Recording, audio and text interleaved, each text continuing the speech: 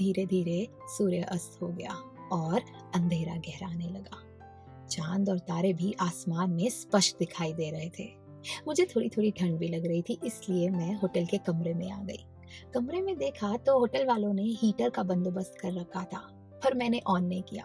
मैंने सोचा पहले नीचे जाकर रेस्टोरेंट में डिनर कर लेना चाहिए, फिर ऊपर आकर हीटर चलाएंगे, क्योंकि अभी चला दिया तो फिर कमरे से बाहर निकलने का मन नहीं करेगा।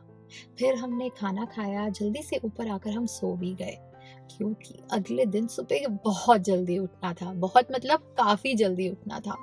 पर जल्दी क्यों उठना था? हम तो छुट्टियां मनाने आए थे और यहाँ आकर भी जल्दी। हाँ भाई, उठना तो था जल्दी, क्योंकि यहाँ पर आकर पहाड़ों की कुछ खास शख्सियतों से जो मिलना था। अब सुबह जब 6 बजे अलार्म बजा तो हम उठ खड़े हुए, फटाफट से नहाए धोए, फ्रेश हुए और खुद को अच्छे से ढक कर हम होटल के लॉन में चले गए। यहाँ ठंड बहुत थी, लेकिन हाँ, आपको बताऊं, जिन शख्सियतों के बारे में मैंने बात किया था कि हम सुबह 6 बजे उनसे हमें मिलना है, वे कौन थे? वे पहाड़ों में रहने वाले पक्षी थे। लॉन में कुछ चेयर्स रखी थी, तो मैं और चाचा जी वहां बैठे ही थे कि हमने देखा कि वहां कुछ पक्षी आ जा रहे हैं। कभी झुंड में आते तो कभी दो दो करके आते और फिर वहां आकर दाना चुगने लगते, या कभी ऐसा लगता कि वे आसपास कुछ खोज रहे हैं। फिर कभी कोई अकेला पक्षी आकर रेलिंग पर आकर बैठ जाता। अफसोस इस बात का कि हमें इन पक्षियों के नाम नहीं पता थे, और शायद इसलिए कि हम जानना ही नहीं चाहते थे। शायद जिस दिन हमें इनके गायब होने का पता चलेगा ना, उस दिन इनके नाम भी जानना चाहेंगे। तब शायद इनकी इम्पोर्टेंस हमें पता चलेगी, या इनको हम वैल्यू देना शुरू करेंगे। ऐसा इंसानों के साथ भी होता है ना, कि जब कोई चला जाता है अचानक से, या फिर कोई गायब हो जाता है, तब हमें उनके बारे में जानने में इच्छा होती है, या हम ज़्यादा इंटरेस्ट लेते हैं, या फिर यूँ कहें किसी के जाने के बाद हमें उसकी वैल्यू ज़्यादा पता चलती है। धीरे धीरे सूर्य की लालिमा फूटने लगी और रोशनी होने लगी। हमारे लॉन के बीच में से नीचे जाने के लिए सीढ़ियां बनी थी। नीचे उतरकर कच्चे रास्ते पर हम चल दिए। हमने जब उस रास्ते पर चलना शुरू किया तो एक कुत्ता हमारे साथ हो लिया। ऐसा मेरे साथ पहले भी हो चुका है। मैंने एक पहले भी ट्रैकिंग की थी और वहां पे भी कुत्ता साथ साथ चल रहा था। ऐसा क्यों होता है, इसका मेरे पास कोई जवाब नहीं। कोइंसिडेंस का ही नाम दे देती हूँ।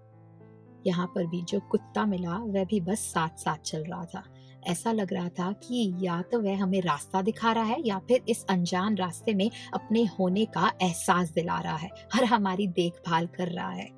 जब हम कुछ दूर चलकर वापस होटल की ओर मुड़े, तब भी वह कुत्ता हमारे साथ ही था, और होटल तक पहुंचने से बस 2 कदम पहले ही वह हमसे खुद ही अलग हो गया, जैसे उसको पता चल गया था कि हमारी मंजिल आ गई है। हम वहां से सीधा जाकर नाश्ते की टेबल पर ही बैठ गए। हमने कुछ हल्का फुल्का ही खाया कि जिससे बस पेट भर सके, और उसके बाद हम रिसेप्शन एरिया में गए। वहां पर हमने पूछा यहाँ की फेमस जगह क्या है, तो उन्होंने बताया कि हाथू टेम्पल बहुत फेमस है और वहां जाना चाहिए। लेकिन उन्होंने ये आगाह भी किया कि अपनी गाड़ी से मत जाइएगा, यहाँ की कोई लोकल टैक्सी ले लीजिए। तो हमने उनके कहने पर उन्हीं से ही कहा कि हमारे लिए कोई टैक्सी बुक करा दो। तो बस उन्होंने करा दी और हम वेट ही कर रहे थे। इतनी देर में हम कुछ बातें करने लगे उस रिसेप्शनिस्ट से, तो चाचा जी ने ये पूछा कि यहाँ पर बर्फ कब पड़ती है। तो उसने जवाब में कहा कि जी कुछ दिन तो ऐसे होते हैं कि यहाँ 2-2 फुट भी बर्फ पड़ती है, और ये जो लॉन देख रहे हैं ना आप, ये पूरा बर्फ से ढक जाता है। और उन दिनों में टैप्स में भी ये पानी जम जाता है, और जब गेस्ट आते हैं ना, उनको वह होटल के लोग पानी गैस पर गर्म कर कर देते हैं। मुझे तो ये सोचकर ही कभी छूटने लगी थी। इतनी देर में हमारी टैक्सी भी आ गई और हम टैक्सी में बैठकर हाथू टेम्पल की ओर चल दिए। रास्ते में मैंने भैया से पूछा कि आप लोगों को तो बड़े मजे आते होंगे इन पहाड़ों पर रहते हुए। आगे से उन्होंने जवाब दिया कि जब यहाँ बर्फ पड़ती है ना, तो जीवन मुश्किल हो जाता है। आमतौर पर तो यहाँ पर पानी सहजता से उपलब्ध भी नहीं है। होटल में भी पानी की सप्लाई टंकियों से ही की जाती है। फिर चाचा जी ने पूछा कि यहाँ पर आम लोगों की रोजी रोटी कैसे चलती है। तो उन्होंने जवाब में कहा, देखिए यहाँ पर हद तक लोग सेब की खेती पर ही निर्भर होते हैं, और सेब के पेड़ों को अपने बच्चों की तरह पालते हैं। सारा साल उनका ध्यान रखते हैं कि कब प्रूनिंग करनी है और कब ग्राफ्टिंग करनी है।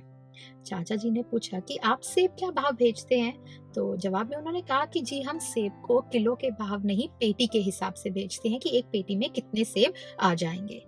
ये गाड़ी तो मैं सिर्फ साइड बिजनेस की तरह ही चलाता हूँ। उनकी बात सुनने से पहले मुझे लगता था कि इनका जीवन थोड़ा मज़ेदार और आसान होगा।